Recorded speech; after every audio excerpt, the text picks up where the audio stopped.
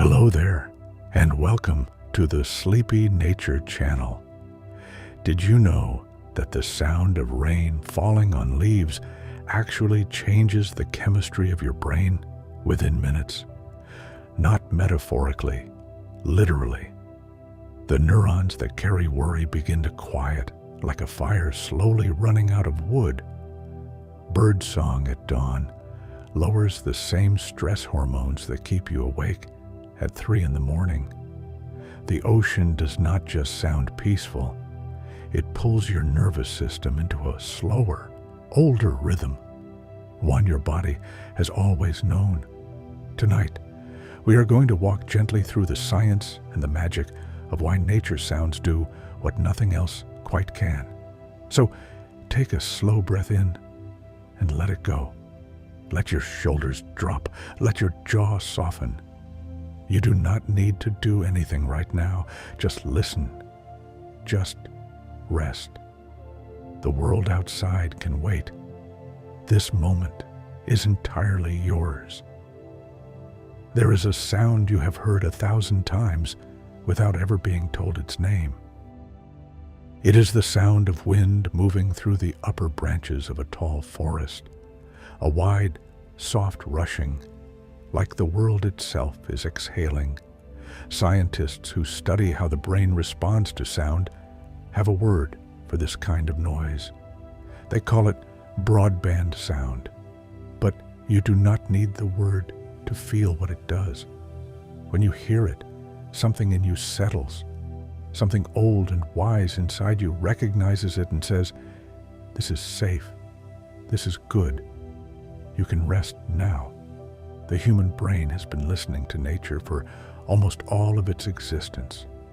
For hundreds of thousands of years, before cities, before traffic, before the hum of appliances and the ping of messages, the brain fell asleep to crickets and rivers and the sound of wind in grass. That is a very long time, long enough for those sounds to become woven into the fabric of what calm feels like. Your body does not have to learn that rain is soothing. It already knows. It has always known. When researchers place people inside brain scanners and play them recordings of nature, rain on stone, a river over pebbles, leaves in a gentle breeze, something remarkable happens. The part of the brain most active during worry and rumination begins to quiet, not completely, not like sleep, but like a person who has been talking very fast for a long time, suddenly pausing to take a breath. There is a small structure deep inside your brain called the amygdala. It is ancient, about the size of an almond, and its job is to scan for danger. It is the part of you that makes your heart jump at a loud noise, that wakes you at 3 a.m. with a feeling of dread you cannot name. The amygdala works very hard in the modern world. It was designed for a quieter one. When you listen to birdsong, real birdsong, or even a good recording of it, this ancient watchful part of your brain does something unusual. It softens its vigilance.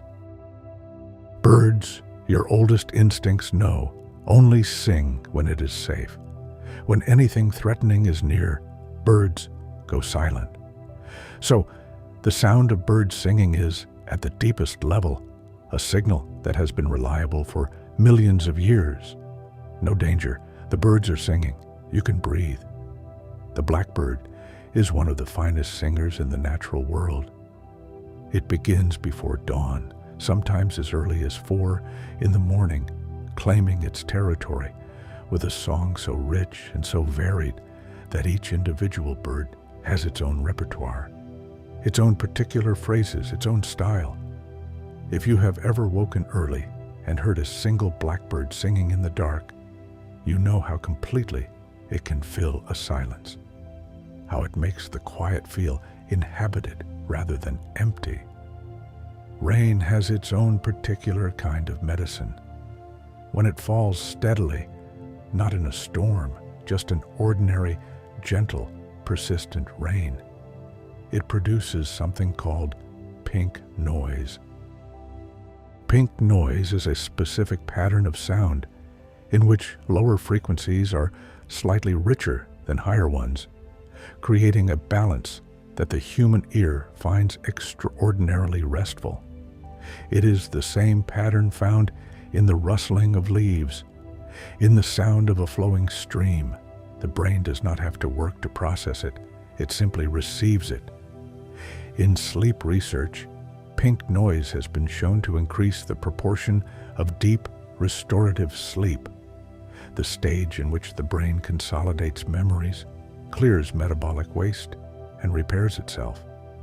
People who sleep with pink noise in the background wake feeling more refreshed. Rain, it turns out, is not just beautiful. It is actively good for your brain. The sound of water has a special relationship with the resting side of your nervous system. When this system is active, your heart rate slows, your breathing deepens, your muscles release their tension. It is the state your body most wants to be in when you are not in danger. And the sound of water, a stream, a fountain, steady rain, appears to reliably invite this state into being. Imagine a small stream in a forest. It moves over smooth stones, finding its way around a mossy root, catching the late afternoon light in small, flickering pieces. The sound it makes is not the same from moment to moment. It shifts and varies. A little louder here, a little softer there, a tiny cascade over one particular rock, producing a sound like a whispered secret. This unpredictable yet patterned quality is part of what makes water sound so effective. The brain is engaged just enough to be distracted from its worries, but not so engaged that it cannot drift toward sleep. Cortisol is the body's primary stress messenger. It is released when you feel threatened or overwhelmed. In the right amounts, it helps you respond to challenges. But when it stays high for too long, when the modern world keeps it elevated day after day, it begins to do harm. It disrupts sleep. It impairs memory. It wears the body down. Research has found that listening to natural sounds for even 20 to 30 minutes measurably lowers cortisol levels in the blood. The ocean has a rhythm that is older than anything. The waves have been arriving and departing for so long that the pattern is almost geological in its constancy. In and out, rise and fall. Every 7 to 10 seconds on average, a wave completes its journey to shore. This rhythm happens to be very close to the natural rhythm of slow, deep breathing. And when you hear it, your own breath tends to drift toward matching it. Without being told, without trying, the ocean breathes, and you breathe with it. This effect, when your body synchronizes with an external rhythm, is called entrainment. It happens with music, with the rocking of a boat, with a steady heartbeat. The body is, at its core, a rhythm-making machine. Heartbeat, breath, the gentle cycles of everything that sustains you. It is also a rhythm-following machine. Give it a gentle, steady, slow rhythm to follow, and it will follow. And as it follows, it slows down. There is a type of therapy now used in hospitals and care homes and clinics around the world, in which patients are given access to recordings of natural soundscapes. Not music, just nature. Forest sounds, rain, the seaside, rivers.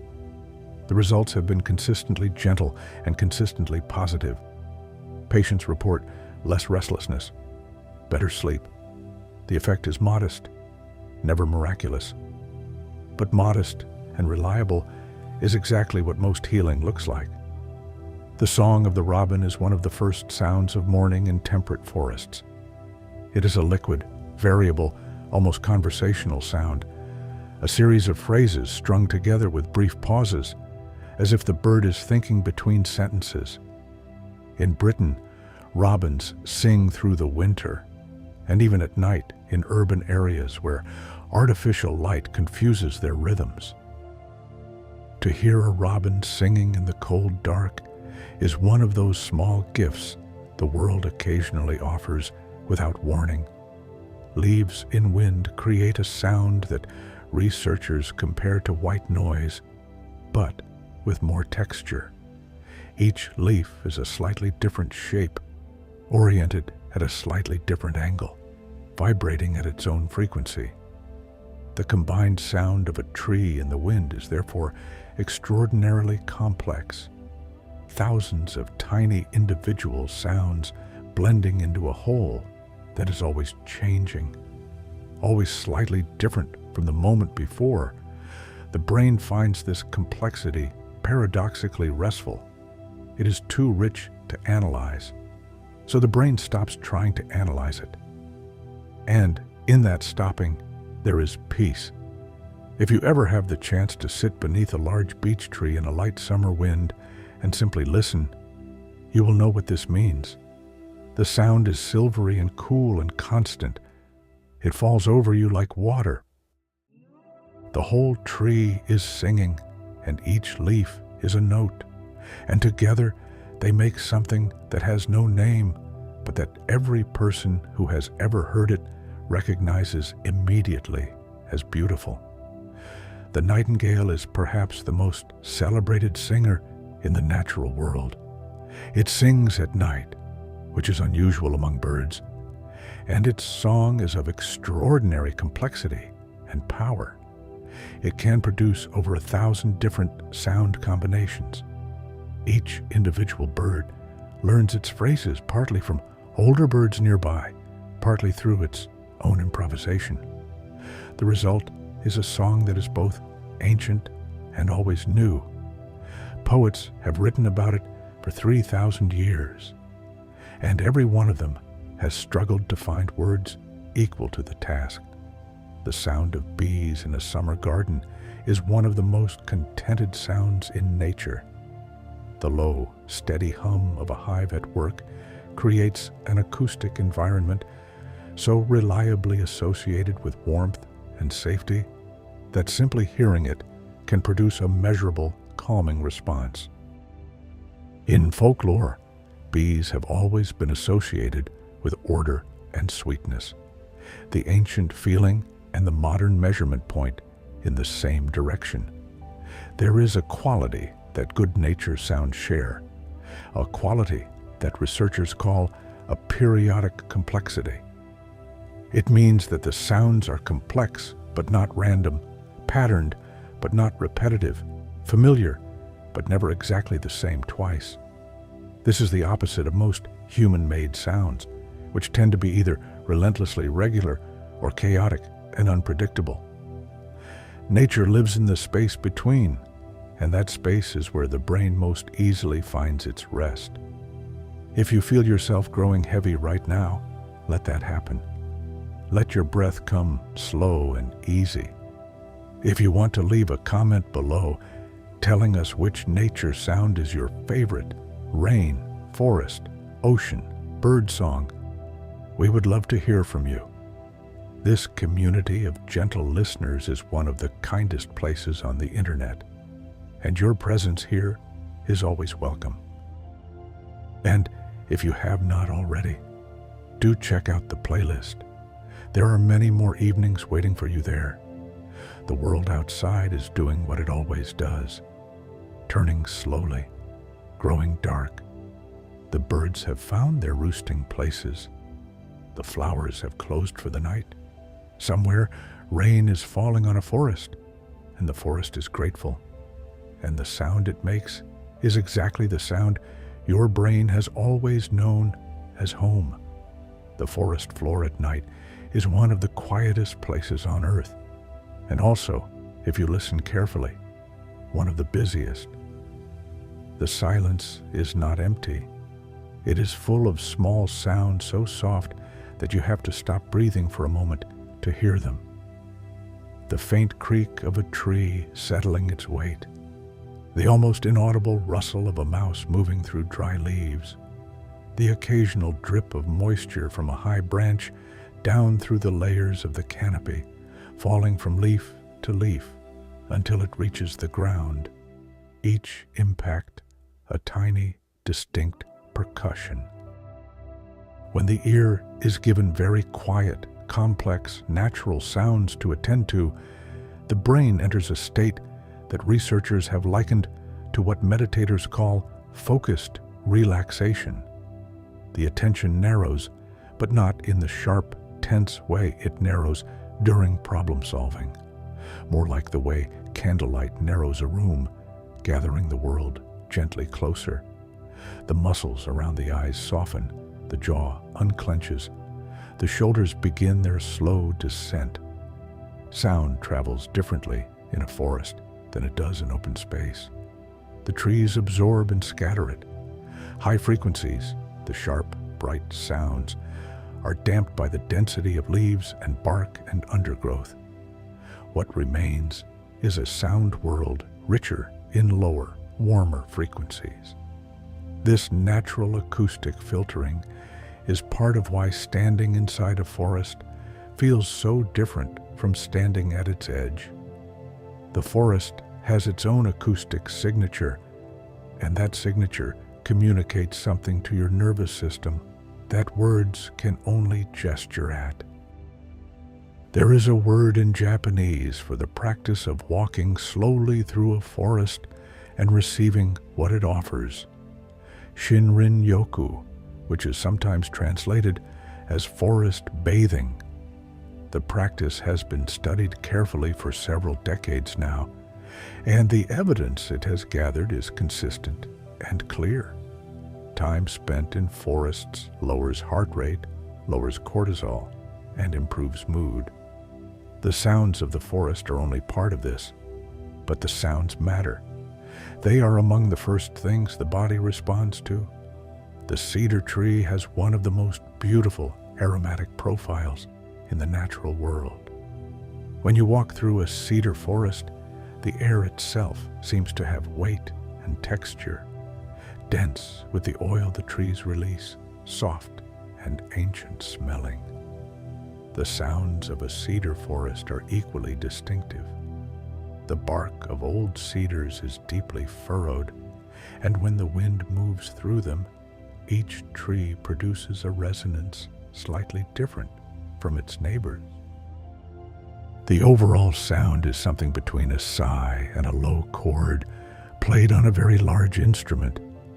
Rain falling on different surfaces produces different sounds, and the brain processes each of them in slightly different ways. Rain on broad tropical leaves makes a pattering sound that is bright and various. Rain on a still lake makes a sound that is almost musical, each drop creating a brief, clear note. Rain on pine needles makes a soft hiss, intimate and close. Rain on stone makes a clean, cold percussion that carries a feeling of great antiquity. This sound has been happening on this rock for 10,000 years. The word for the smell of rain on dry earth is petrichor. It was coined in 1964, though the thing it names is as old as rain itself. The scent is produced by a compound released by soil when moisture reaches it. Your nose is extraordinarily sensitive to this, able to detect it at concentrations of just a few parts per trillion, which suggests that noticing rain arriving was once quite important to our ancestors, who needed to know when water would be available, when the planting season had begun.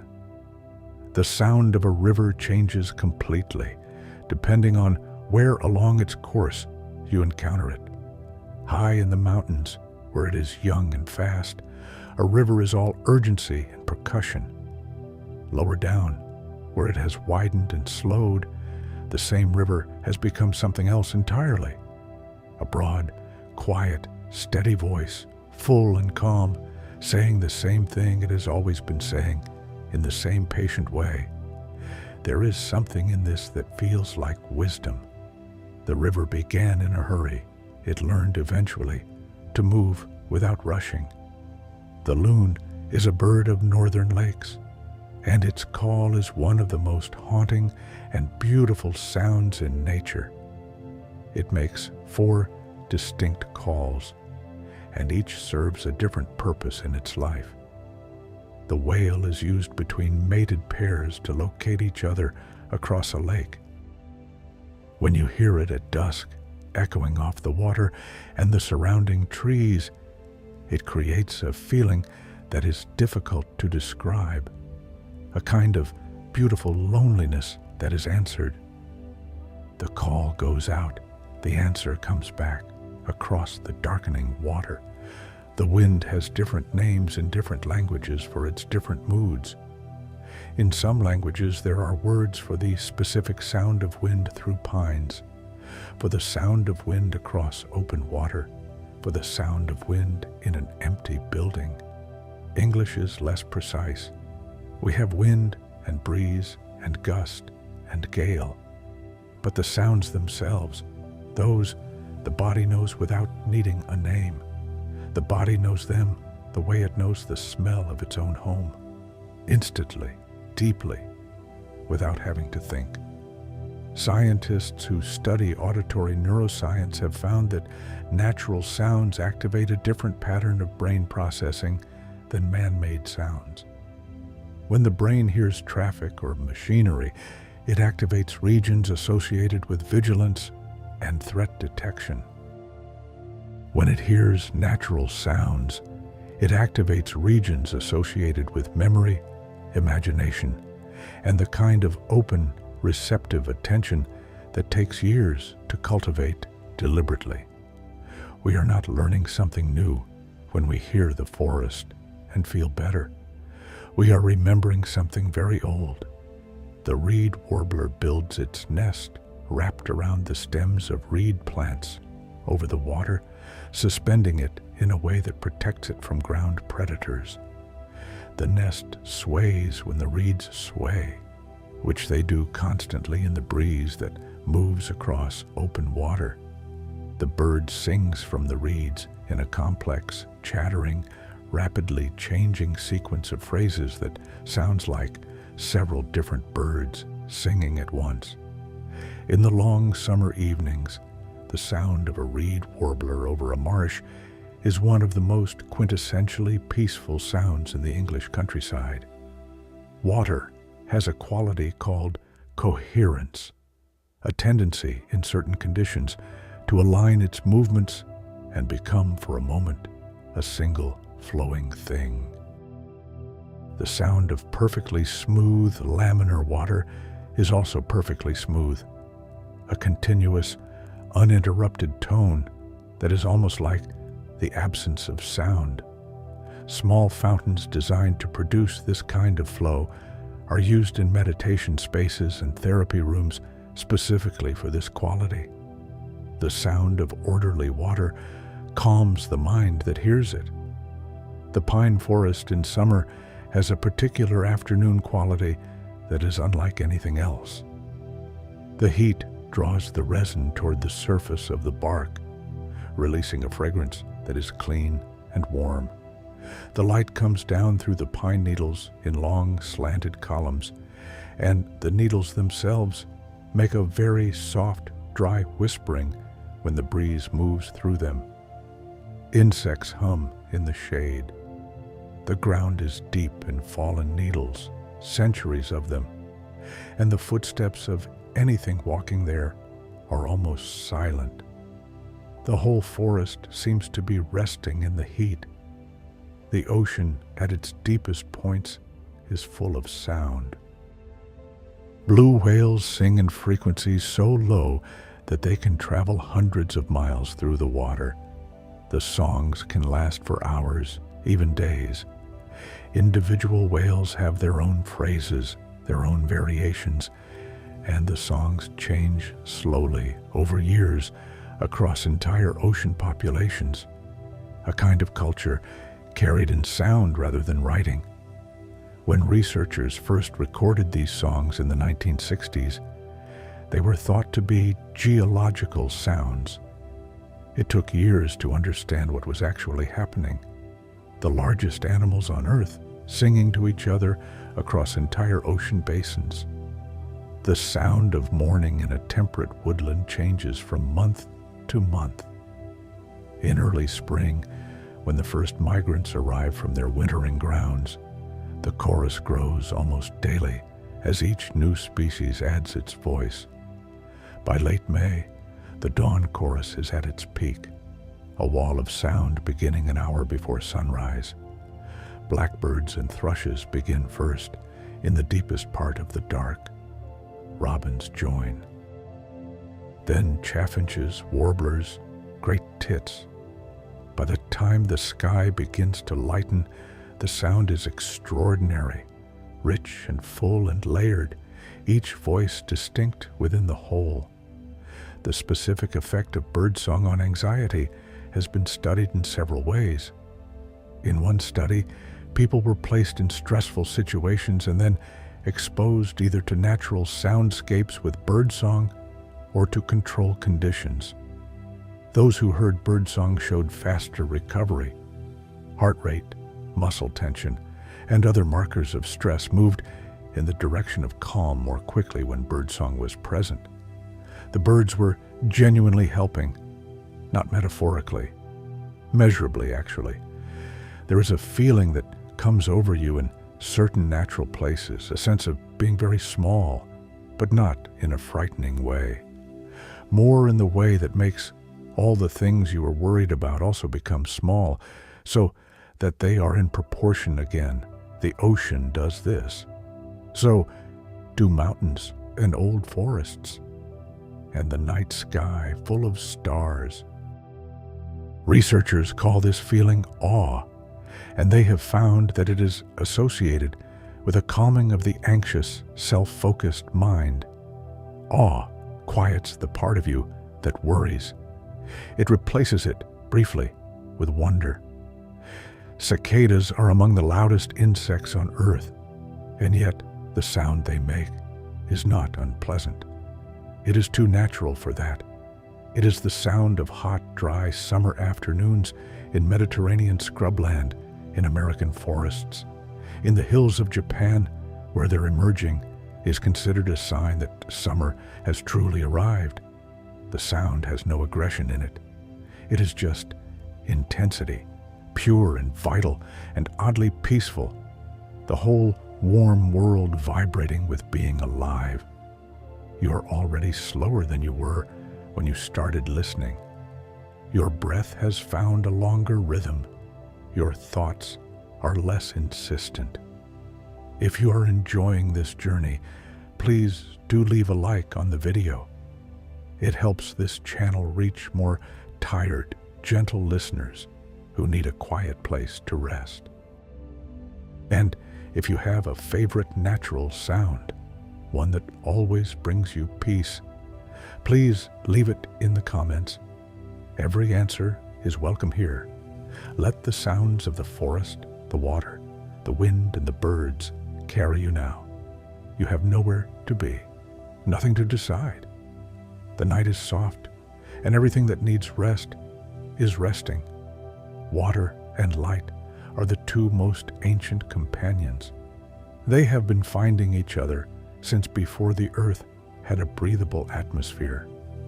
You can see their relationship in the way a clear stream holds the sunlight, not quite containing it, not quite releasing it, keeping it in a state of perpetual becoming. The light enters, moves, breaks apart, reassembles, moves again. Watching it, or simply being near it, produces in most people a state very close to meditation. The light and the water are doing the work. You only have to receive it. The sound of a shallow stream over stones has a quality that researchers find particularly effective for reducing mental fatigue. The stream creates a kind of gentle acoustic texture, complex enough to occupy the mind's tendency to wander toward worry, but soft enough that it never demands attention. The brain, gently occupied, rests inside the listening. Less friction, less effort. A kind of ease that the body translates as comfort. Every major culture in human history has had a special relationship with springs, places where water emerges from the earth without apparent cause, cold and clear and reliable. These places were sacred. They were understood to possess something, to offer something, to be connected to some deep source of life. We now know that spring water is simply groundwater that has been filtered slowly through rock over many years. But knowing the mechanism does not diminish the feeling. The spring feels like a gift, because it is. The marsh is one of the most acoustically complex habitats on Earth. At the height of summer, a large marsh is alive with sound in every layer, from the deep calling of bitterns hidden in the reeds to the aerial trilling of swallows passing through. Reed warblers, sedge warblers, water rails, coots, moorhens, the liquid bubbling of curlews overhead, and under all of it, always, the sound of the reed beds in the wind, a wide, gentle, permanent shushing that holds everything else together like a bass note. The call of the curlew is among the most affecting sounds in nature. It is a long, ascending, bubbling whistle that seems to rise out of the landscape itself, wild and ancient and free. People who grew up near moorland or coastal marsh often describe hearing a curlew as one of the sounds most associated with home. It passes through you rather than past you. You feel it somewhere deeper than hearing. Ice has sounds. In polar regions, the sound environment is dominated by a silence so deep and complete that you can hear your own heartbeat. But within that silence, ice speaks. When temperatures change, large sheets of ice expand and contract, producing groans and cracks that travel enormous distances. When thin ice forms over still water, it makes a series of sharp, clear, bell-like sounds as it crystallizes. These are some of the oldest sounds on Earth. The world making itself. The specific effect of water sounds on the body has been studied in the area of blood pressure. In controlled studies, participants who listened to recordings of natural water, streams, rain, the ocean, showed measurable reductions in blood pressure within 15 minutes. The effect was consistent, reproducible, and had no side effects. The body simply responds to water, as it always has, as it is designed to. There is a sound that happens in a forest after rain. The storm has passed, the clouds are breaking, and the light is returning in slow, golden waves across the wet canopy. As the warmth returns, the water that has accumulated on every leaf and needle and branch begins to drip. Each drip finds its own path down through the layers, producing a series of sounds, some quick and bright on hard surfaces, some soft and absorbed by soil, that together make a kind of quiet, joyful percussion. The forest is ringing like a very gentle bell, the last gift of the rain, offered as it departs. Moss is one of the quietest living things. It makes no sound of its own, but it changes the sounds of everything around it. Surfaces covered in moss absorb sound rather than reflecting it, making the spaces they inhabit quieter and more intimate. A rock covered in moss absorbs the sound of your footstep. A forest floor carpeted in moss absorbs the sound of rain, reducing the sharp percussion to something softer. Moss turns the volume down on the world. This is one of the many reasons why forests with healthy moss coverage feel so peaceful. The sea at night has a quality entirely different from the sea by day. The visual noise is gone. What remains is purely sound and sensation. The waves arrive and depart in the dark. The sound carries further in the cool night air, and the lack of competing sounds gives it a fullness and completeness it does not always have in the busy daytime world. Lying on a beach at night and listening to the ocean is one of the most reliably peaceful experiences available to a human being. It costs nothing, and it requires nothing of you. The soundscape of a healthy reef is extraordinary. Coral reefs are among the noisiest marine environments on Earth. Thousands of fish species communicate acoustically. Shrimp produce a constant crackling sound by snapping their claws. Whales pass through calling. The reef itself, the living coral, makes soft sounds as it grows and metabolizes.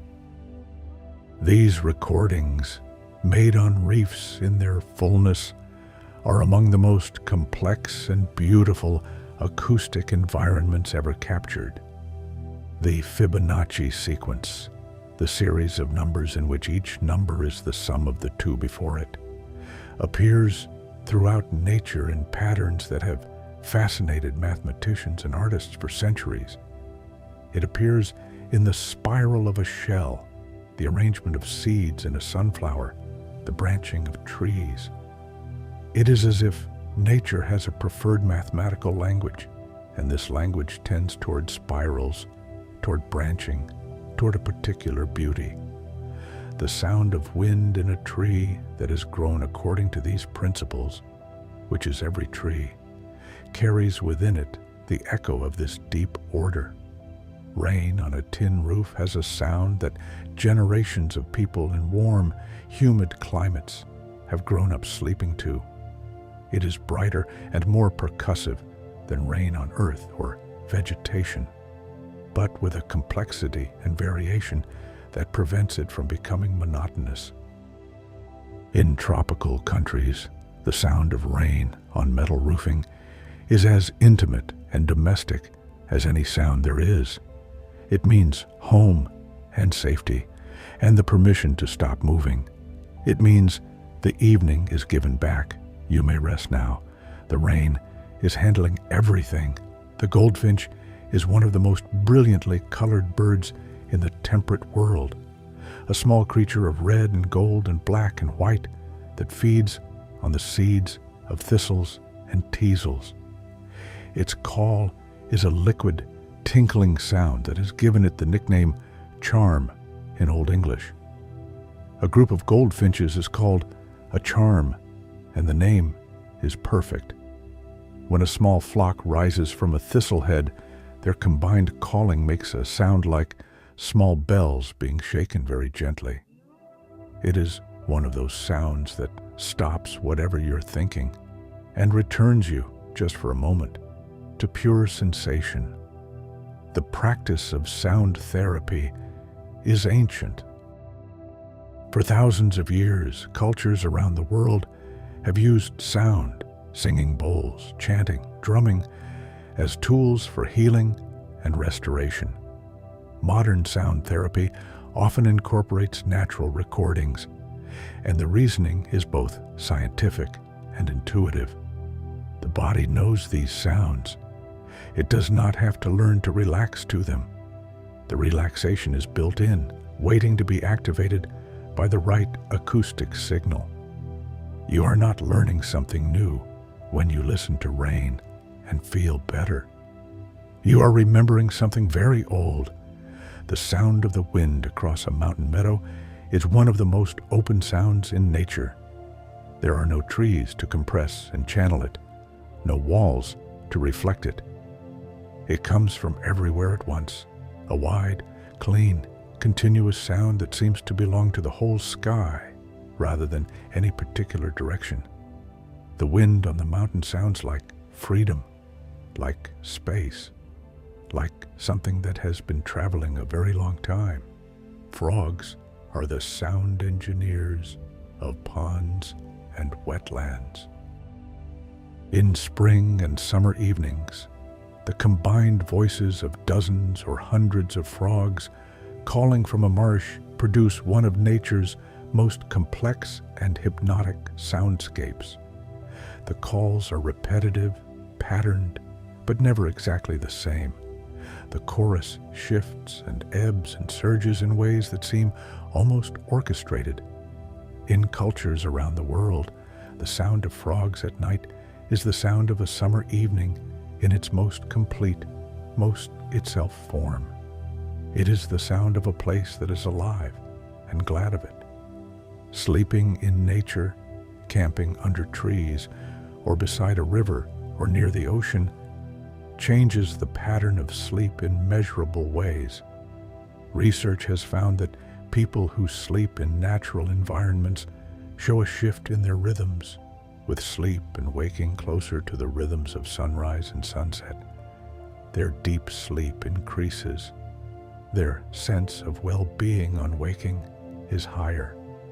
Some of this is the darkness, which is deeper in natural settings. But some researchers believe a meaningful portion is the sound environment, the gentle, constant, natural acoustic world that surrounds sleep in a place close to the water. If you are finding this helpful as you settle in for the night, why not check out the full playlist? There are evenings waiting for you there on every theme: forests, oceans, rain, the mountains at dusk. Each one is a different door into the same quiet place.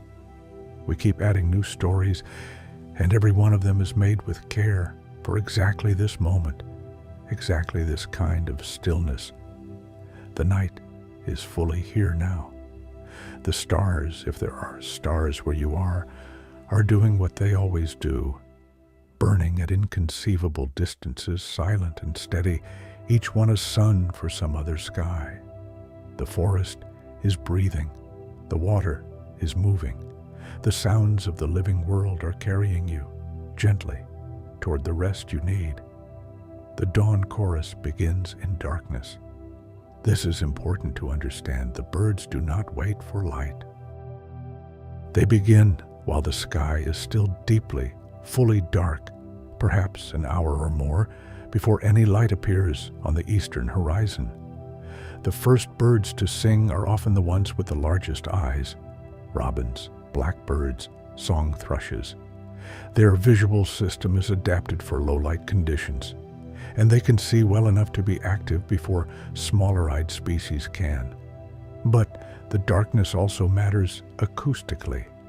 Sound travels further and more clearly in the cool, dense air of pre-dawn. The forest is a better concert hall at 4 a.m. than at noon. In spring, when the chorus is at its fullest, researchers have recorded over 40 species singing simultaneously in a single English woodland. 40 different voices, each with its own frequency range, its own rhythmic pattern, its own meaning. And yet, the result is not cacophony. It is harmony of a strange and natural kind. Each species has evolved to occupy a slightly different acoustic niche. The whole is greater than the sum of its parts. The forest has arranged itself to be heard. The wood thrush is considered by many naturalists to be the finest singer in North America. Its song is a series of 3-part phrases. The bird sings in harmony with itself, producing 2 notes simultaneously, using the 2 independent halves of its vocal organ. The sound is flute-like, clear, and so rich with overtones that it seems to echo even in open air. Listening to a wood thrush in a May forest is one of those experiences that people remember for years afterward. A specific day, a specific light, a specific feeling of the world being more beautiful than necessary. The neuroscience of natural sound has illuminated a key difference from other kinds of sound. Natural sounds, particularly those associated with safe, stable environments like gentle birdsong, flowing water, wind and leaves, consistently reduce the activity of the brain's vigilance system. They are, in this specific neurological sense, more reliably calming than even beautiful music. This is because they carry an ancient meaning. All is well. The birds are singing. The water is flowing. You can rest. The silence between sounds is part of what makes natural soundscapes so different from human-made acoustic environments. In a city, silence is almost never complete. But in nature, especially at certain moments, just after rain has stopped, or in the brief quiet between one bird's song and the next, or in the pause between waves, there can be a silence that is total and alive and full of presence. These silences are not absences. They are part of the music. The ear, trained by constant sound, is briefly surprised by them, and in that surprise finds a deep and sudden peace. The oak tree can live for more than 1,000 years. An ancient oak carries within its rings the climate record of its entire life, the good years and the lean ones, written in wood. It can host more than 500 species of insects, each of which is food for birds and bats and other creatures. The sound of an ancient oak in a summer wind is the sound of something that was old before your grandparents' grandparents were born. Listening to it is a form of time travel. Certain steady, low-frequency natural sounds appear to encourage the brain toward deeper rest. The ocean, in particular, with its slow, rhythmic, low-frequency presence, seems to invite the brain toward the wave patterns associated with deep, restorative sleep. This is why so many people find it easier to sleep near the sea. The sound is not just pleasant. It is doing something. Gently, persistently, it is guiding the brain toward rest. Rain on a broad leaf makes a different sound than rain on a narrow one. On a large tropical leaf, a raindrop arrives and spreads, and the leaf flexes under the impact and rebounds. So the sound is a soft, wide pat.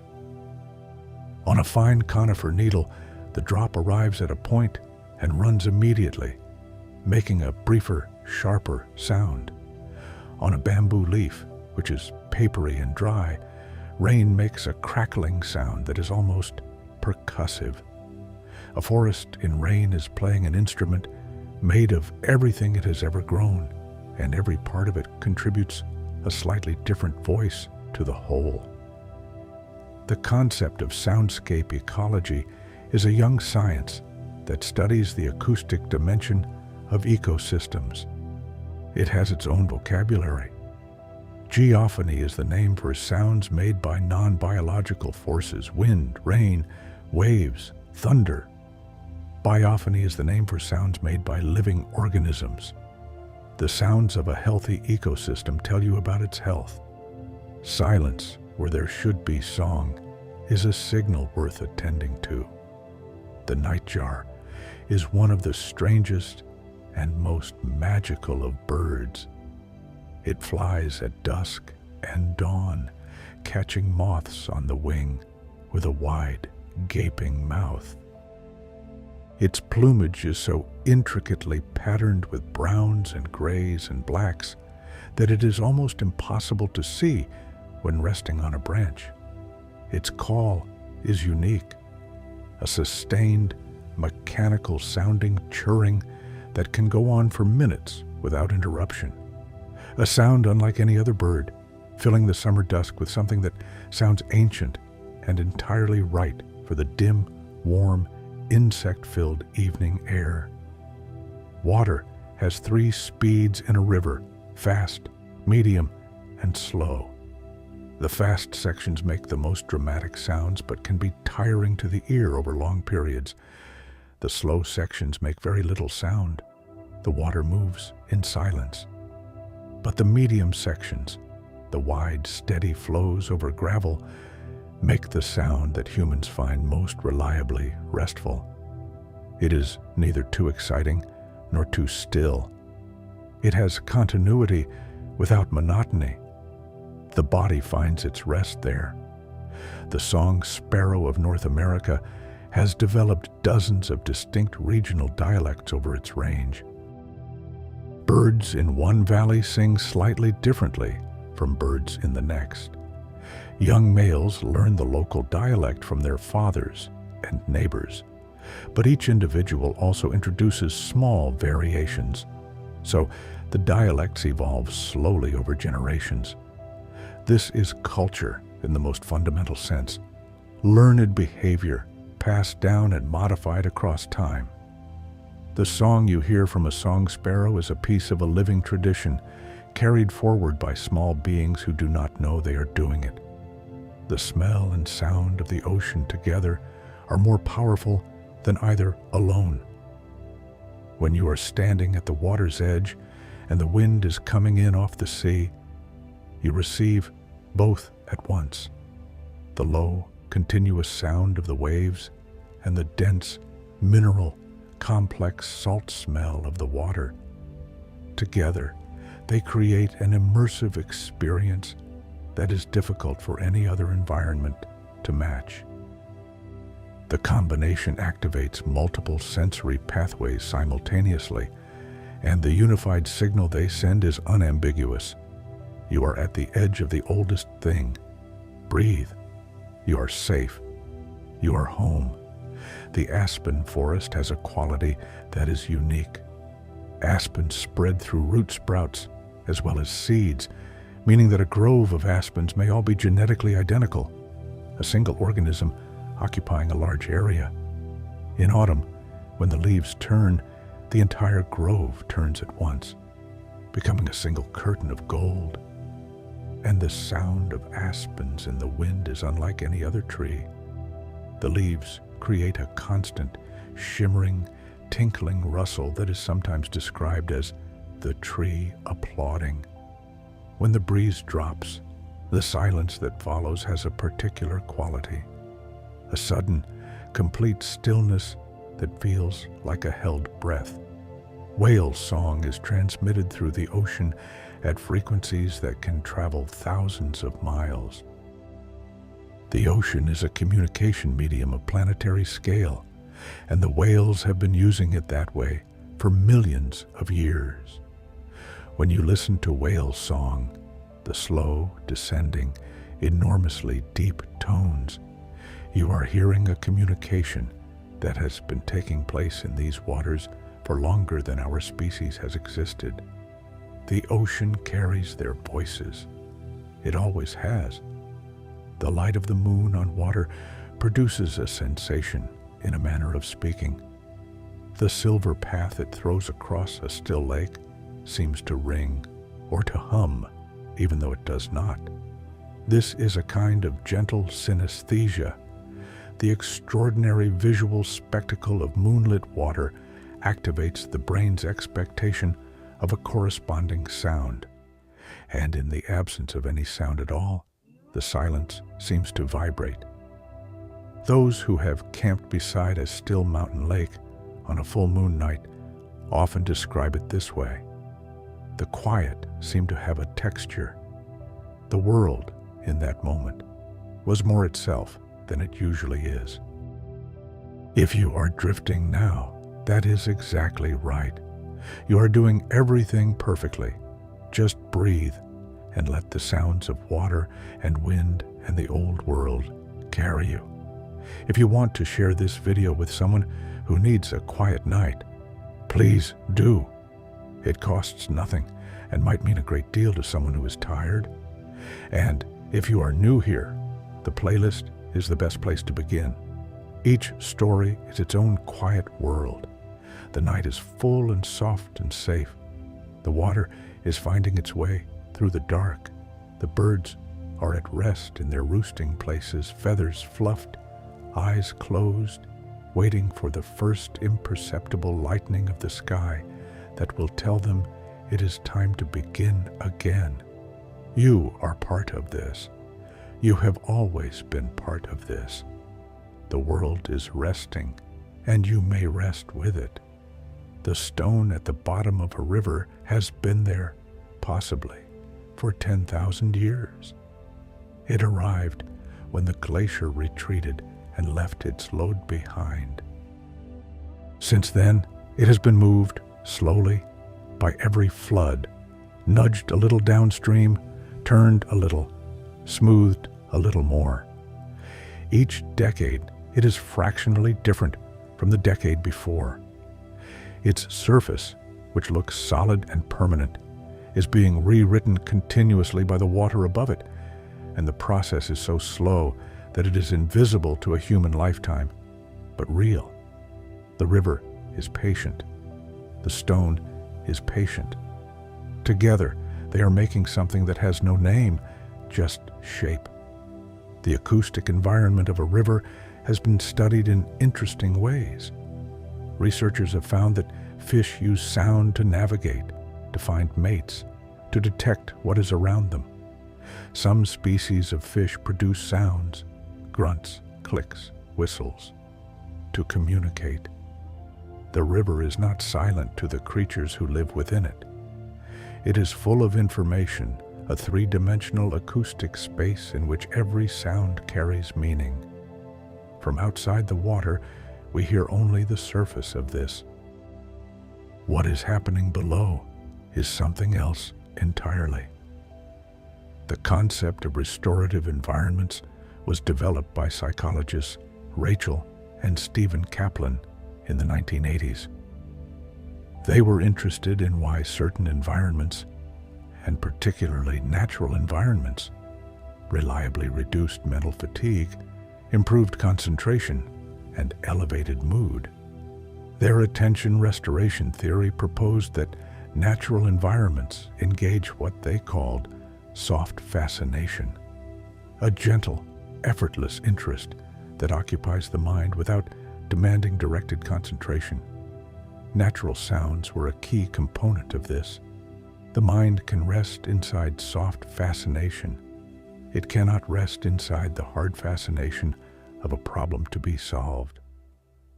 The kingfisher is one of the jewels of freshwater environments.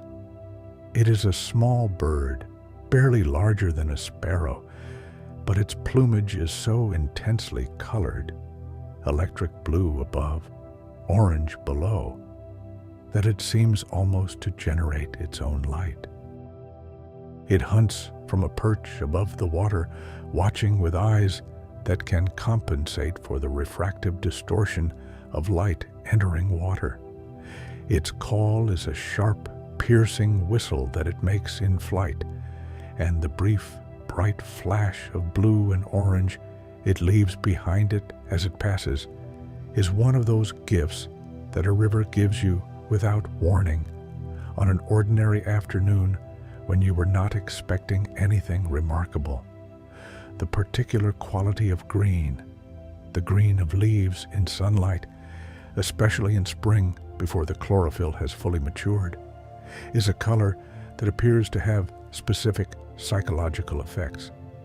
Being surrounded by green has been associated with reduced tension, improved mood, faster recovery from illness. Hospital patients with a window view of trees recover more quickly than those without. This is partly visual and partly acoustic. The green environment tends to be a sound-filtered one, in which the broader frequencies of natural sound predominate. The color and the sound arrive together. The hour just before sunset in summer is when swifts fly highest. They feed all day at different altitudes, following the tiny insect that drift on thermals. The swift's call is a high, sharp, curved sound that somehow conveys pure velocity, pure life. Swifts eat and sleep and mate in the air. They come to land only to nest, and when they do, they are awkward, their wings too large to fold easily. In the air, they are perfect, and their calls, high above the rooftops, are the sound of summer at its most fully itself. When water evaporates, it takes heat with it. This is why breezes off the ocean or a lake cool you down. The relationship between water and temperature is ancient and intimate, and the brain understands it at a level below conscious thought. The sound of water, a stream, rain, the sea, produces a mild cooling sensation in many people, separate from any actual change in temperature. The brain anticipates the association: water, coolness, rest, and the body, helpfully, prepares for what it anticipates. The sound of water is also the promise of water, and the body knows how to receive a promise. The silver fir grows in mountainous forests of Central Europe. Its bark is smooth and silver gray, and its needles are arranged in a flat plane on each branch like a comb. When wind moves through a silver fir forest, the sound is distinctly different from other conifers, softer and more sustained, with less of the sharp whispering quality of pine and more of the broad, ocean-like quality of beech. The wind finds something in the architecture of the silver fir that makes it slower, gentler, more like sighing than like rushing. The relationship between the breath and the nervous system is one of the most direct and accessible levers available to human beings.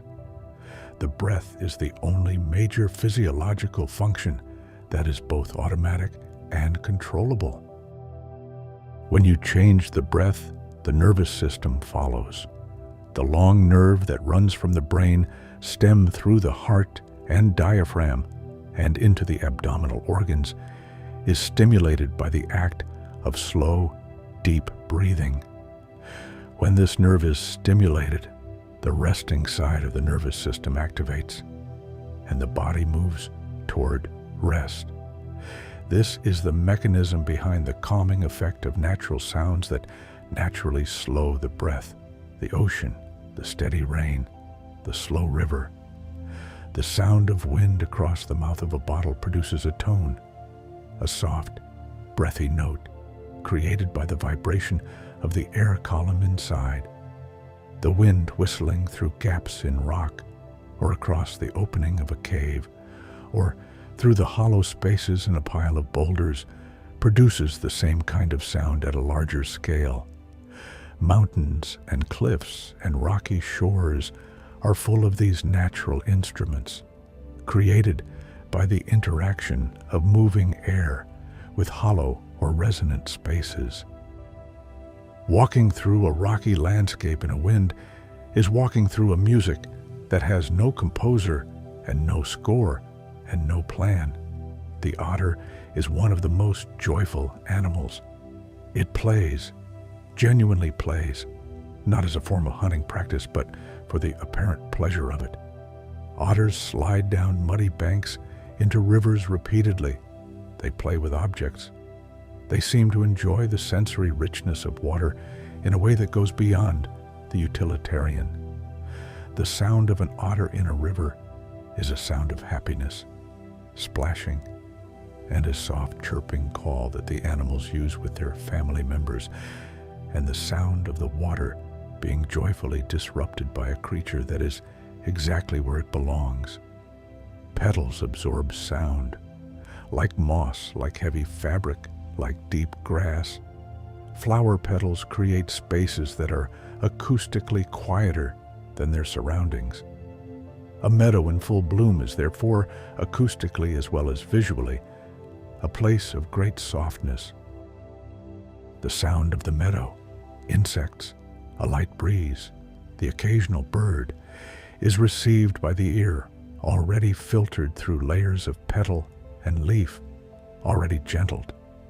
The whole environment is arranged, as if deliberately, to reduce harshness, to soften edges, to make the world easy to receive. The rain gauge has been in use since at least the 15th century, but humans have been attending to rain far longer than that, long enough for the sound of rain to be associated deep in the body's memory with the replenishment of water, with the end of dry seasons, with the kind of relief that comes when something you have been waiting for finally arrives. The sound of the first rain after a long dry period produces a specific emotional response in many people, a kind of joyful relief, an opening, a sense that the world has been given something it needed. The particular sound of a wooden boat moving through calm water has no exact equivalent. The hull presses through the surface, creating a soft, persistent sound of water moving away. The rigging adds occasional soft creaks and the gentle slapping of rope against wood, and the whole thing moves at the pace of the wind, which is the pace of rest. Slow enough to see everything, fast enough to feel like motion. The sound of a wooden boat in calm water is the sound of a good afternoon, moving through the hours at exactly the right speed. There is a quality in early morning light that has no equivalent at any other time of day. It is not just the direction of the light. It is also the quality of the air, which has been cooling all night and is now at its most still and most transparent. The sounds of early morning, particularly birdsong, arrive in this air with a clarity that they will not have again until the following dawn. Everything is distinct. The world, at 5 a.m, is more itself than it usually gets to be. Please feel free to leave the video playing as you sleep. Many listeners find that the gentle continuation of sound through the night creates a stable, peaceful, acoustic environment that supports deeper rest. If you have a friend or family member going through a difficult time, sharing this channel might be a quiet way to offer something kind. And if you have not already subscribed, it is the best way to make sure a new story is waiting for you each time you need one. The night holds you, as it has held every creature that has ever lived, in its soft and patient dark. Nothing is required of you. The stars are managing themselves. The water is finding its own way. The forest is breathing. And you are part of it. The same world, the same night, the same great belonging. There is a quality in early morning light that exists nowhere else in the day. The sounds of early morning, particularly birdsong, arrive in the still, cool air with a clarity that they will not have again until the following dawn. Everything is distinct. The world, at 5 a.m, is more itself than it usually gets to be. The birds know this. They take full advantage of it. The blackcap is a small warbler whose song is extraordinary, rich and varied and full of surprising phrases, rising to a crescendo that is quite unlike the more measured songs of most warblers. The bird improvises, though it has fixed elements. The arrangement and expression vary, so that no two performances are quite the same. The bird is making music in the most meaningful sense of that phrase. It is composing in real time, in the cool morning air. The relationship between sound and pain is one of the more surprising areas of sensory neuroscience. Research has found that natural sounds, particularly water sounds, can raise the threshold at which discomfort is registered, making the same sensation feel less intense. Water sounds, forest sounds, the gentle, continuous presence of nature can make the body less receptive to discomfort. This is why environments with natural soundscapes and natural views tend to support faster recovery. The elm tree, before the arrival of Dutch elm disease in the 20th century, was one of the most magnificent presences in the temperate landscape.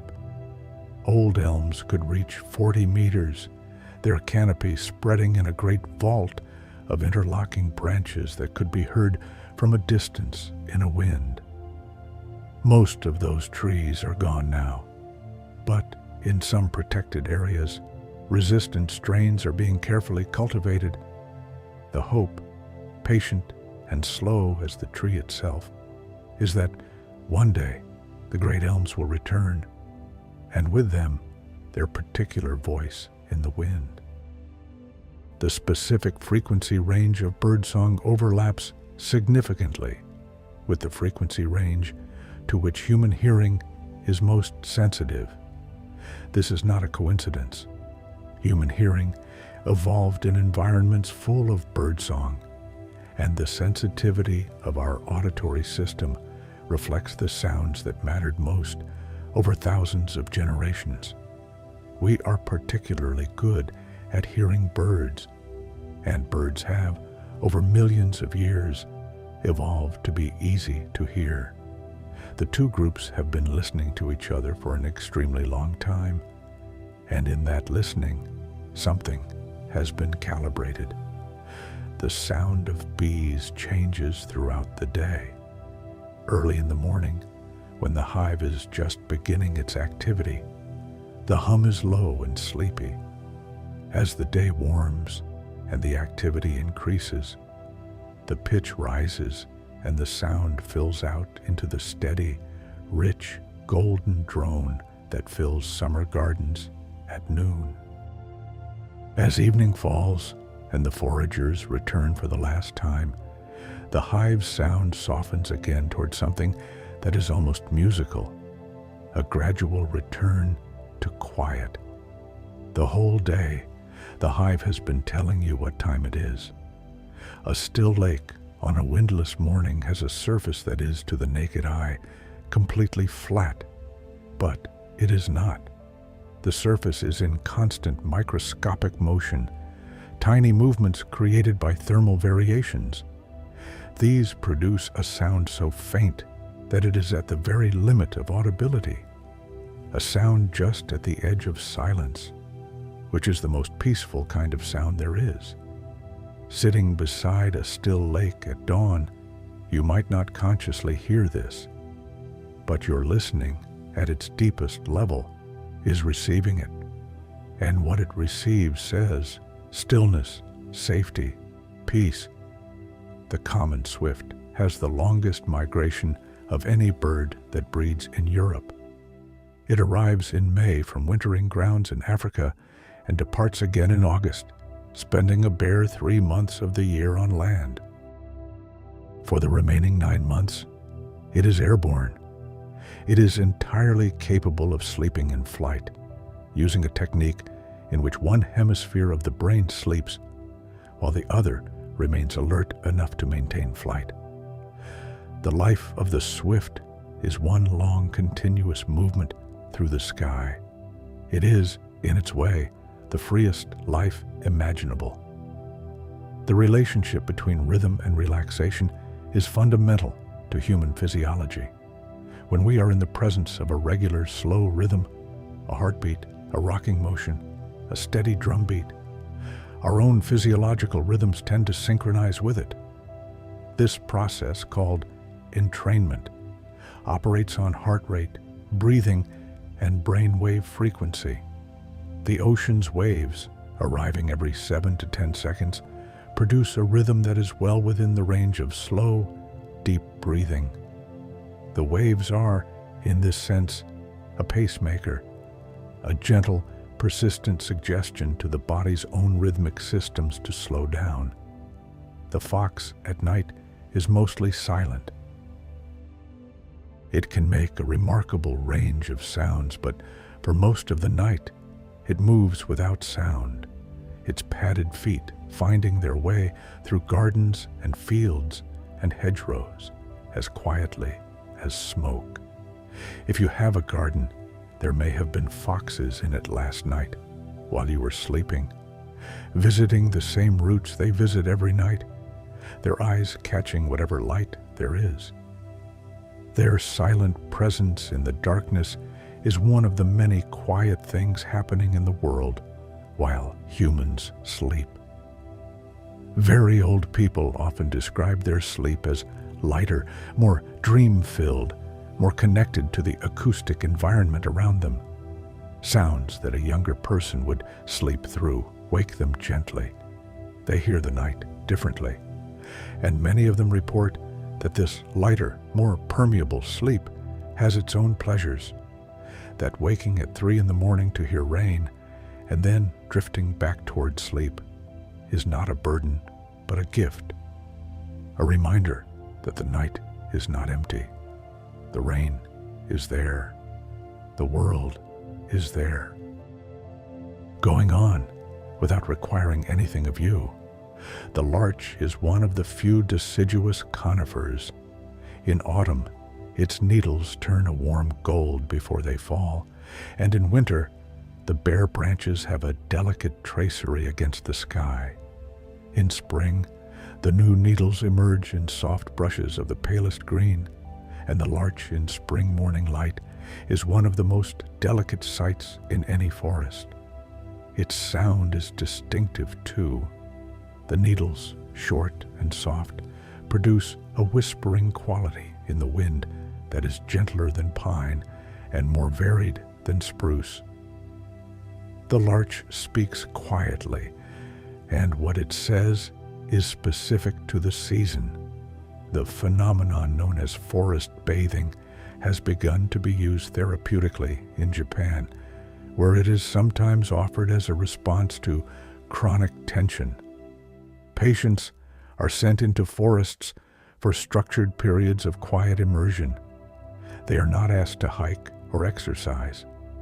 They are asked only to walk slowly, to use all their senses, to be present with what is around them.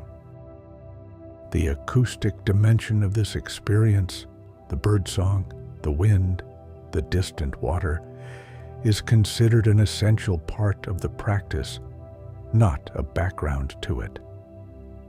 The hermit thrush is among the finest singers in North America.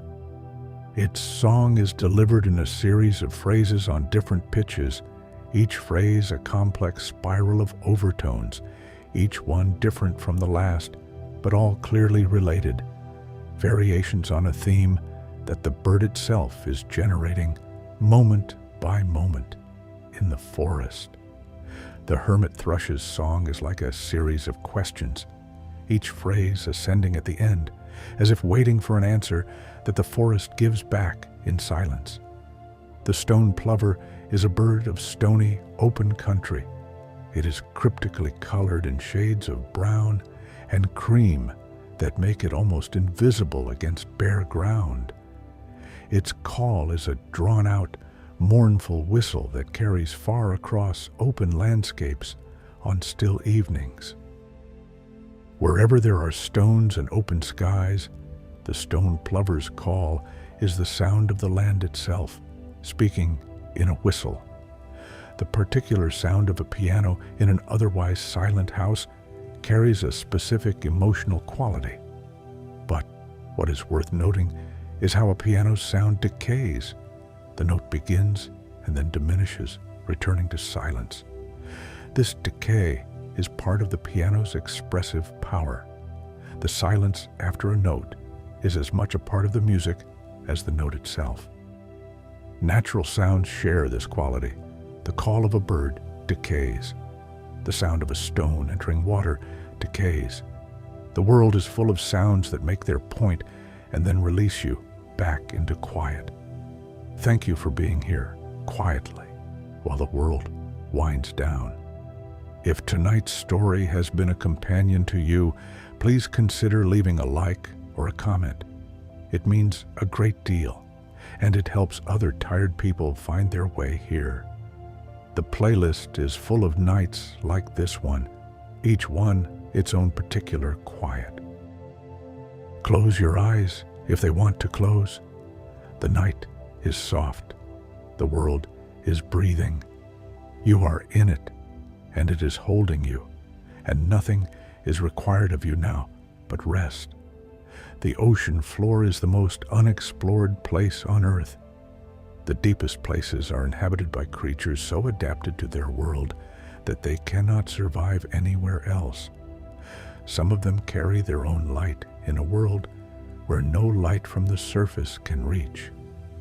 At those depths, the only sounds are geological, the distant shifting of plates, the slow movement of cold water along the bottom.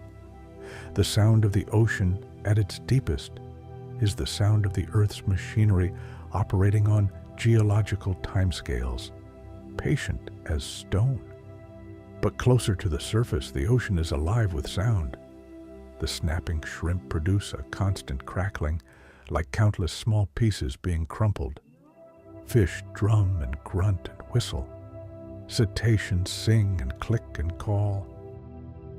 The ocean is a world of communication that has been going on for much longer than ours, in a medium that carries sound 5 times more efficiently than air.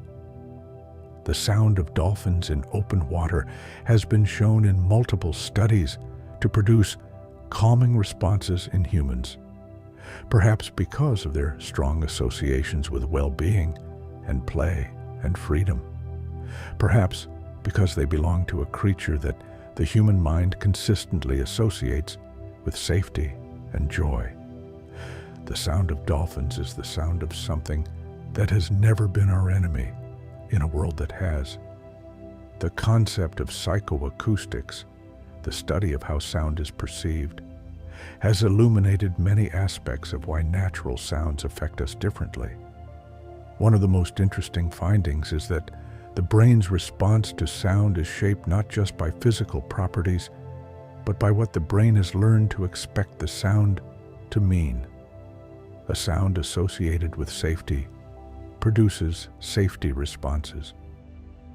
Natural sounds for most humans have reliable associations with safety, with beauty, with rest. The associations are deep and old, and the responses they trigger are correspondingly strong. The tawny owl calls on autumn nights with a sound that is among the most quintessentially peaceful of all natural sounds in a temperate climate. The long, quavering hoot that carries through the dark, followed sometimes by the sharp call of the female's response. Together, they make the sequence often written as twit-twoo. The male hoots, the female calls back, a dialogue across the dark. People who hear this sound through an open bedroom window on a clear autumn night often report a particular sensation, a feeling that the world outside is very large and very old and perfectly, entirely fine. Sand has a sound. On certain beaches, under specific conditions of mineral composition and humidity, dry sand produces a sound when walked on, a squeaking or booming, depending on the scale. The booming dunes of some deserts produce a resonant low rumble that can be heard for miles. These sounds occur because the sand grains are vibrating in phase, all moving together in the same rhythm. The desert, which is so often imagined as utterly silent, is sometimes speaking in a voice that is surprisingly deep. The migratory journey of the Arctic tern is one of the great annual events of the natural world. Each year, these small birds fly from their Arctic breeding grounds to the Antarctic and back, a round trip of approximately 70,000 kilometers. Over a lifetime of about 30 years, an individual tern may travel the equivalent of 3 trips to the moon and back. The sound of a colony of Arctic terns, a ringing, urgent sound is the sound of birds at the extreme edge of what is biologically possible. The juniper grows in rocky, exposed places where other trees cannot. On limestone pavement, on the steep sides of gorges, on the wind-swept flanks of mountains, juniper persists where the wind is too strong and the soil too thin. Its growth is slow and its form highly responsive to its specific environment. A juniper on a cliff face grows horizontally, pressed against the rock by the prevailing wind. A juniper on a sheltered slope grows upright and dense. Each tree is a record of the specific pressures it has grown up against. Its form is its biography. The sound of running water in a quiet room, a fountain, a small indoor stream, has been used in therapeutic and sacred settings for as long as such settings have existed. In medieval Islamic architecture, water was an essential element of the garden. The sound of fountains was considered as important as the visual pleasure of their movement. In traditional Japanese garden design, water sounds are carefully calibrated. One classic water feature marks the passage of time without the severity of a mechanical clock. The sea anemone is a creature of extraordinary simplicity and extraordinary effectiveness. It attaches itself to rocks in the tidal zone and extends its tentacles into the water to capture passing food. It has no brain. It has a distributed nervous system, a net of nerves spread through its body, and yet it responds to its environment with remarkable sensitivity. It knows what food is. It knows when to open and when to close. Without a brain to worry about anything, it lives very fully in its tidal world. The particular quality of mountain air, cold, clean, thin, produces a specific acoustic environment. High elevations are quieter than lower ones, partly because there is less biological activity. But within the quiet, sounds can carry remarkable distances. A single bird calling on a distant mountainside can be heard clearly in a way that would be impossible lower down. In the mountains, sound is given space to travel. The clarity is extraordinary. A single note hangs in the air long after the bird that made it has moved on. The song of the humpback whale changes over time. Each breeding season, the males sing long, complex songs that can last for 30 minutes and be repeated for hours. Researchers who have studied these songs across decades have found that they change continuously. New phrases appear and spread through the population. Old phrases drop away. The changes happen in real time. One whale introduces a variation and it spreads, so that within a few months, the entire population is singing the new version. The whales are teaching each other. They are a society of singers, and their music evolves. The quality of light in a forest changes radically with the season. In winter, the light that reaches the forest floor is almost full daylight, cold, direct, unfiltered. In summer, the full canopy filters it into a diffuse, green-tinted luminosity that is among the most beautiful light environments on Earth. The sound changes too. In winter, the bare branches transmit the wind directly, producing a rattling, complex sound as the small twigs vibrate. In summer, the full canopy transforms the same wind into a long, continuous wave of softer sound.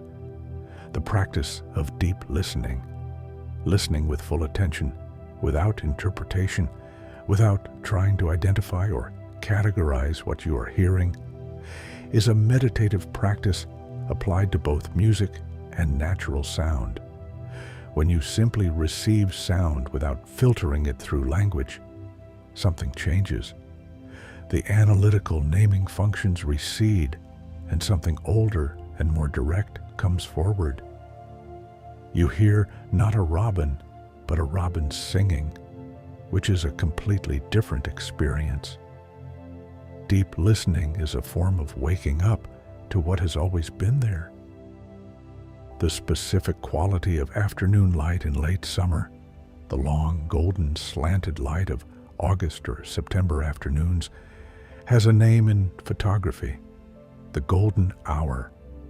At this time of year, in this light, the sounds of the natural world have a particular density and warmth. Insects at their most active, swallows still feeding overhead before their departure. The sounds and the light are not the same thing, but they belong together, and neither is complete without the other. The way that children and very old people sleep is similar in one respect. Both tend to have a more open relationship with sleep and waking than adults in middle life. Very old people often describe their sleep as more connected to the acoustic environment around them.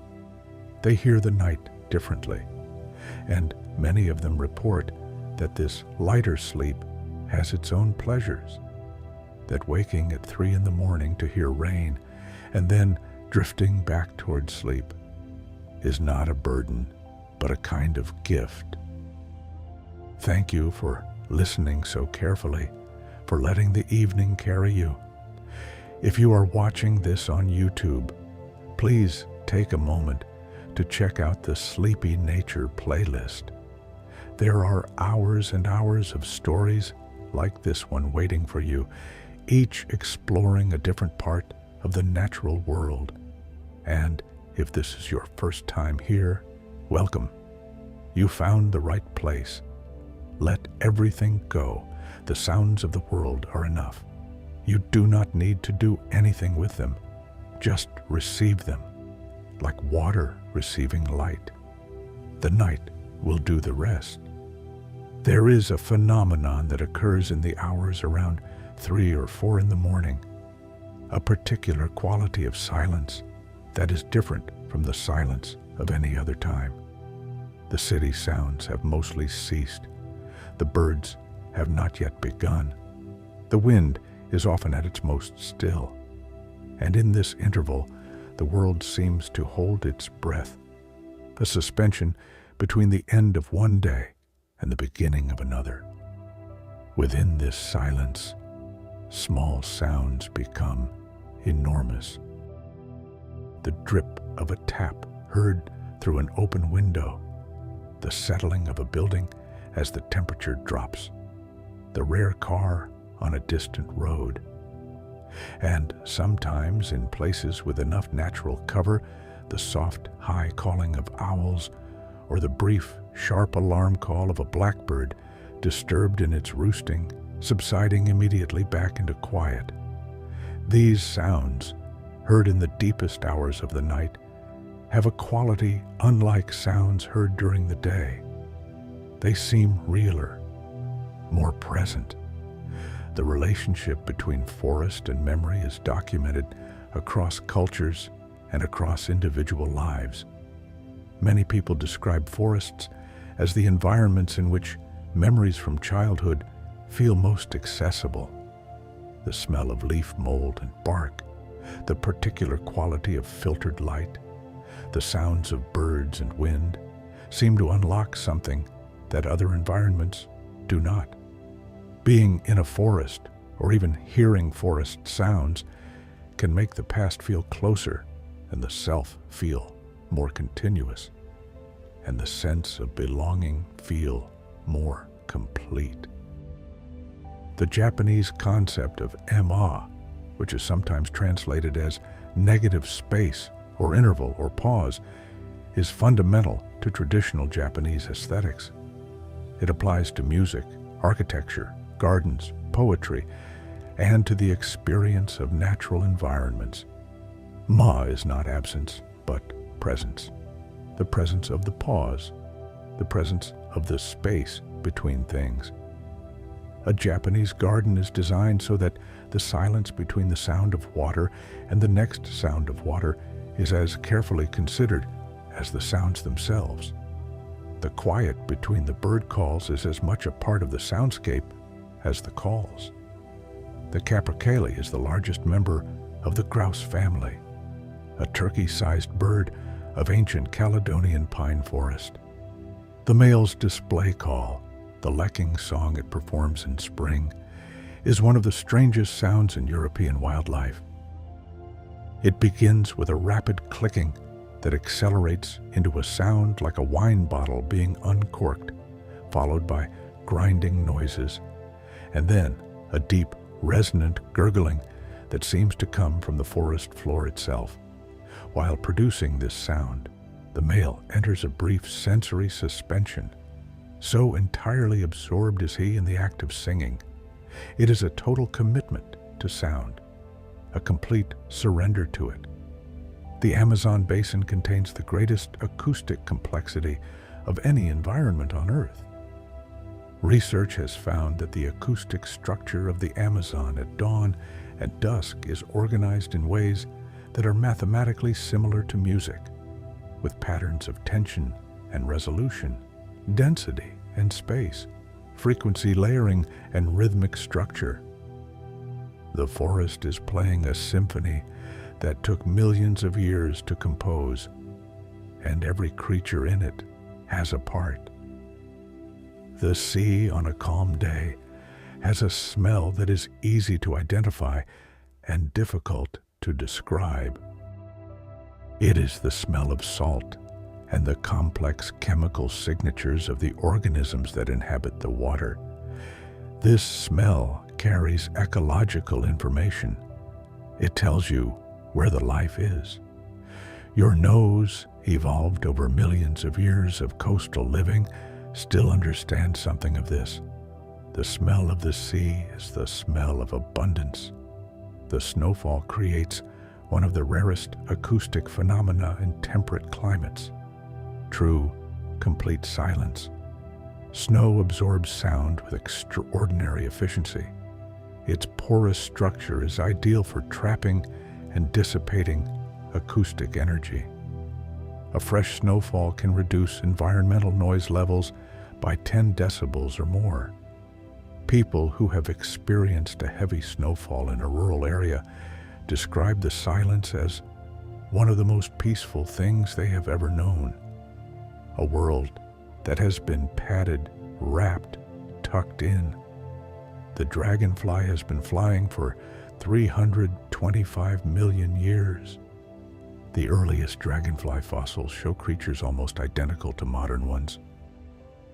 The modern dragonfly has a hunting success rate of over 90%, the highest of any predator on Earth. Watching a dragonfly hunt over a summer pond with its impossible hovering and its sudden, precise darts, hearing the dry rattle of its wings as it passes, is to see something that has been perfecting itself since before the dinosaurs. It has had a long time to get this right. The slow, steady rhythm of waves arriving on a beach creates a sound environment that researchers have called one of the most universally preferred acoustic environments for sleep. Studies conducted across cultures consistently find that ocean wave sounds are chosen more often than any other recorded environment as ideal for sleep. This preference appears not to be culturally learned, but cross-cultural, suggesting a deep, shared response. The ocean's rhythm is the sound of constancy, of something that has been arriving and departing since long before the human species existed. The hedgehog has been approximately this shape for some 50 million years. It moves through gardens and hedgerows on summer nights, making a surprising amount of noise. Its feet crunch through dead leaves with a persistence that seems at odds with the concept of a small, nocturnal animal. But the hedgehog's defense is its spines, not its speed or its silence. It can afford to rustle. If anything approaches, it rolls into a ball. And in that simple solution, unchanged for 50 million years, there is a kind of elegance. The reed bunting is a bird of wetland margins. The male sings from the top of a reed stem, repeating a simple but persistent phrase that carries across the marsh in the still hours of early summer mornings. It is not a spectacular song. It has none of the richness of the nightingale. But it is faithful. The same simple phrase, morning after morning, in the same place. And in that faithfulness, there is something deeply comforting. The moonlight on water, the silver path it throws across a still lake, seems to ring or to hum, even though it does not. This is synesthesia of a gentle kind. The extraordinary visual spectacle of moonlit water activates the brain's expectation of a corresponding sound, and in the absence of any sound at all, the silence seems to vibrate. Those who have camped beside a still mountain lake on a full moon night often describe it this way. The quiet seemed to have a texture. The world in that moment was more itself than it usually is. The concept of temporal dynamics in natural sounds, the way sounds change over time in complex, unpredictable ways, is one of the key factors distinguishing natural soundscapes from many artificial acoustic environments. A recording of ocean waves is never monotonous because the waves themselves are never identical. The variation is bounded, but within those bounds, it is endlessly varied. The brain, which habituates quickly to unchanging stimuli, does not habituate to this. It remains gently engaged, and in that gentle engagement, it rests. The specific quality of distant thunder has been studied in relation to its psychological effects. Low-frequency thunder, heard from a safe distance, produces a response distinct from the alarm that sharp, close thunder triggers. Distant thunder, rolling and low, heard while you're inside and warm and dry, activates something other than fear. It activates a sense of shelter. The storm is there. You are here. The walls are solid. Distant thunder makes the inside of a house feel like the inside of a house in a way that nothing else quite does. The relationship between smell and sound in the creation of a full natural experience is often overlooked. The two senses activate different brain systems, but they influence each other. A familiar scent can make a sound more evocative, and a familiar sound can make a scent more intense. The combination of petrichor and the sound of rain creates an experience that is richer than either alone. The smell of pine resin and the sound of wind through pine needles are two parts of a single experience that the brain assembles into something that feels complete. As you drift through this story tonight, please know that we appreciate you being here in this quiet community of evening listeners. If there is a particular landscape that always brings you peace, a forest you remember, a beach you return to in your mind, we would love to hear about it in the comments. And do explore the playlist when you can. There is always more waiting. The night is doing its work. The world is doing its work. And you are allowed, completely and without reservation, to do nothing at all for a while. Just breathe. Just be. The night will carry you through to morning. Close your eyes now if they are not already closed. Let your breath find its own slow rhythm. Let the sounds of the world, whatever small sounds are near you in this night, whatever rain or wind or distant water or the settling sounds of a sleeping house, let them carry you the rest of the way. You have done enough today.